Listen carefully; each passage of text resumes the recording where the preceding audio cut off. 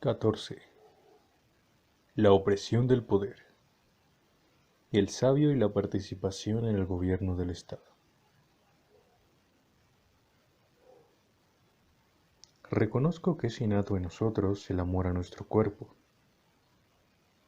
Reconozco que nosotros ejercemos sobre él la tutela. Admito que hayamos de ser indulgentes con él. Niego que tengamos que ser sus esclavos. En efecto, se esclavizará a muchos quien se esclaviza al cuerpo, quien teme en exceso por él, quien a él ordena todo. De esta manera debemos comportarnos, no como si no tuviéramos que vivir para el cuerpo, sino como quienes no pueden hacerlo sin el cuerpo. El amor excesivo hacia él nos perturba con temores, nos llena de preocupaciones, nos expone a las afrentas. Lo honesto resulta vil, a quien el cuerpo es demasiado querido. Téngase con él un cuidado muy solícito, mas de tal suerte que cuando lo exija la razón, la dignidad, la lealtad, estemos dispuestos a arrojarlo a las llamas. Sin embargo, en lo posible, evitemos también las molestias, no solo los peligros, y retirémonos a un lugar seguro, discurriendo a continuación con qué medios podemos rechazar los temores, que son, si no me equivoco, de 3 clases. Tememos la escasez, tememos las enfermedades, tememos los males que ocasiona la violencia del más poderoso. De estas 3, ninguna nos impresiona tanto como la amenaza del poderío ajeno, ya que se presenta con gran estrépito y tumulto. Los infortunios naturales que he mencionado, la escasez y la enfermedad, penetran en silencio, ni a los ojos ni a los oídos infunden terror alguno. El aparato que despliega la otra calamidad es enorme. Lleva en su cortejo el hierro y las llamas y las cadenas, y una multitud de fieras que lanzar, ávidas de las entrañas de los hombres. Piensa en este momento, en la cárcel, en la cruz, en el potro, en el garfio, y en el palo que atraviesa al hombre saliéndole por la boca, y en los miembros despedazados por el impulso de los carros dirigidos en sentido opuesto, en la túnica embadurnada y tejida de materias inflamables, y en cualquier otro suplicio que además de estos inventó la crueldad. Así pues, no es sorprendente que llegue al máximo el temor de este mal, cuya gran diversidad y dispositivo resultan terribles. Porque de la misma manera que atemoriza más el verdugo, cuanto más numerosos instrumentos de tortura exhibe, pues al contemplarlos se rinden los mismos que hubieran resistido el dolor. Así entre los objetos que someten y dominan nuestro ánimo, son más efectivos los que tienen algo con que impresionar la vista. Aquellas otras desgracias, me refiero al hambre, a la sed, a las supuraciones en las vísceras y a la fiebre que abrasa las propias entrañas, no son menos graves, pero quedan ocultas. Nada contienen que nos amenaza, nada que nos perturbe. Estas otras, como los grandes preparativos de guerra, nos someten con su sola exhibición y dispositivo. Por ello, esforcémonos en evitar las ofensas. Unas veces es el pueblo al que hemos de temer. Otras, si tal es la constitución de la ciudad, que la mayor parte de los asuntos los dilucida el Senado, serán los miembros prestigiosos de éste. Otras, una sola persona a quien se le ha otorgado el poder de manos del pueblo en favor del pueblo. Tener como amigos a todos ellos es empresa difícil. Basta con no tenerlos por enemigos. Así pues, el sabio jamás provocará la cólera de los poderosos, antes bien la esquivará, no de otra suerte que el navegante la tempestad. cuando viajabas a Sicilia, atravesaste el estrecho. Un timonel imprudente menosprecia las amenazas del austro. Es el viento que encrespa el mar de Sicilia y provoca sus remolinos, sin buscar el litoral a su izquierda, sino el otro, desde el que Caribdis, por estar más próxima, agita los mares. En cambio, otro más precavido pregunta a los expertos del lugar cuál es la fuerza de la corriente, qué señales dan las nubes. Mantiene el rumbo lejos de aquel paraje tristemente célebre por sus remolinos. Otro tanto hace el sabio, esquiva el poder político que podría perjudicarle, evitando ante todo el parecer rehuirlo, ya que una parte de la seguridad radica también en no pretenderlo abiertamente, porque uno condena aquello que rehuye. Por lo mismo, hemos de considerar atentamente de qué manera podemos protegernos del vulgo. Primeramente, no codiciemos en absoluto lo mismo que él. La pugna surge entre competidores. Luego, no poseamos nada que pueda sernos arrebatado con gran provecho del que nos tiende acechanzas. Que tu vida represente el mínimo botín posible. Nadie pretende derramar sangre humana porque sí, o muy pocos.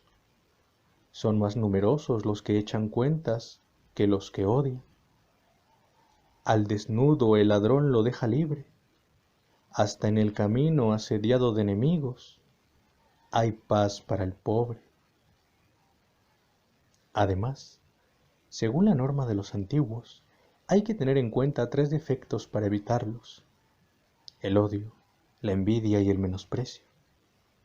La manera de hacerlo solo la sabiduría nos la mostrará, porque es difícil encontrar la justa medida, y corremos el riesgo de que el temor a despertar la envidia nos haga objeto de menosprecio, y que, por no querer pisotear a los demás, demos la impresión de que se nos puede pisotear a nosotros. A muchos procuró motivos de temor la posibilidad de infundir temor a los otros. Protejámonos de toda acechanza. No menos perjudica ser despreciados que ser admirados. Así pues, acojámonos a la filosofía. Estos estudios, no sólo entre los buenos, sino también entre los moderadamente malos, ocupa el lugar de las ínfulas sagradas. En efecto, la elocuencia judicial y otra cualquiera que llega al corazón del pueblo tiene sus contradictores.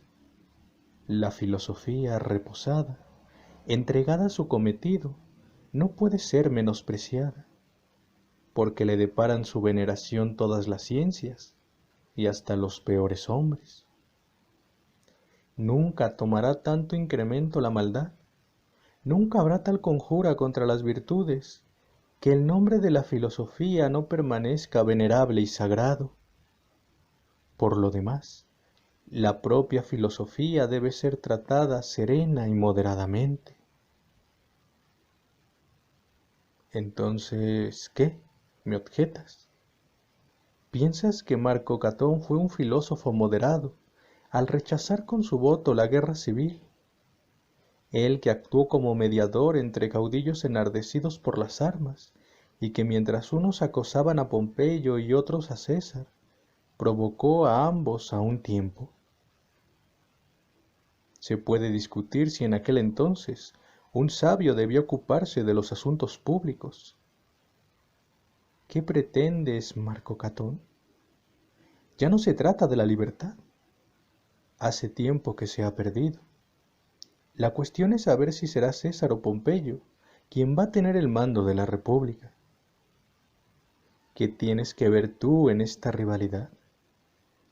Ninguna intervención tienes en ella. Van a elegir a un déspota. ¿Qué te importa cuál de los dos vaya a vencer? Puede vencer el mejor. No puede dejar de ser el peor quien haya vencido. No he conocido más que las últimas actuaciones de Catón, pero tampoco los años precedentes fueron tales que permitiesen a un sabio participar en aquel despojo de la República. ¿Qué otra cosa hizo Catón sino vociferar y proferir frases vanas, cuando en volandas a manos del pueblo y cubierto de esputos le empujaban para echarlo del foro o le conducían del Senado a la cárcel? Mas en otra ocasión examinaremos si hay que encomendar al sabio los asuntos públicos.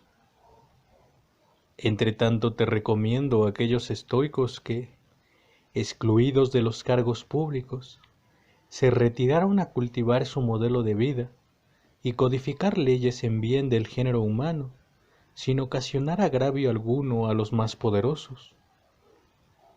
El sabio no alterará las costumbres públicas, ni atraerá al pueblo hacia su persona por la singularidad de su vida. Entonces, ¿qué?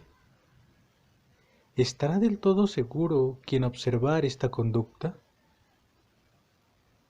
No puedo garantizarte esto, como tampoco la buena salud al hombre morigerado. Y, con todo, es la templanza la que procura la buena salud. Algunas naves naufragan en el puerto, mas ¿qué crees que acontece en alta mar? ¿Cuánto más expuesto estará al peligro quien activa y revuelve muchos asuntos, si ni siquiera tiene seguridad en el ocio? Algunas veces sucumben los inocentes, ¿quién puede negarlo? Pero los culpables más a menudo. No pierde su destreza el luchador, que ha sido golpeado a través de la armadura. Finalmente, en toda actividad, el sabio atiende a la intención, no al resultado. Los comienzos están en nuestro poder. El resultado lo decide la fortuna, a la que no le permito pronunciar sentencia acerca de mí. Pero ella te ocasionará algún quebranto, alguna adversidad. El ladrón no condena cuando mata. Alargas ahora la mano para recibir el óbolo cotidiano. Te colmaré con una moneda de oro y puesto que hemos mencionado el oro, aprende el modo como su empleo y disfrute podrá resultarte más grato. Goza particularmente de las riquezas, aquel que necesita de ellas lo menos posible. Indícame el autor, me dices. Para que sepas cuán liberales somos, ha sido nuestro propósito elogiar frases ajenas. ¿Es de Epicuro o de Metrodoro, o de alguno de aquella escuela? Mas, ¿qué importa quién la haya pronunciado? La pronunció en interés de todos. El que necesita de las riquezas teme por ellas, pero nadie goza de un bien que preocupa. Si se esfuerza en aumentarlas en alguna cantidad, mientras piensa en su incremento, se olvida de su uso. Recibe las cuentas, gasta su tiempo en el foro, revisa el registro de las deudas. De señor se convierte en administrador.